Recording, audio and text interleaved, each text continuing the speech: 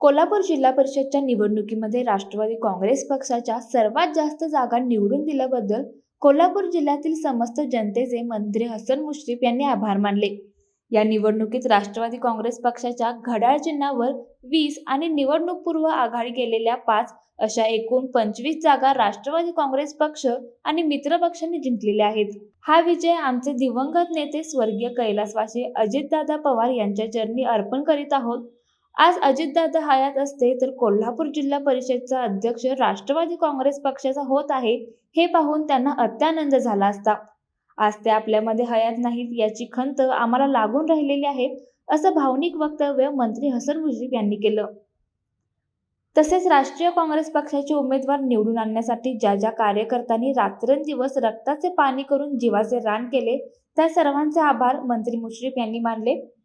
कोल्हापूर जिल्हा परिषदेवर महायुतीची सत्ता स्थापन होईल असा विश्वासही त्यांनी व्यक्त केला.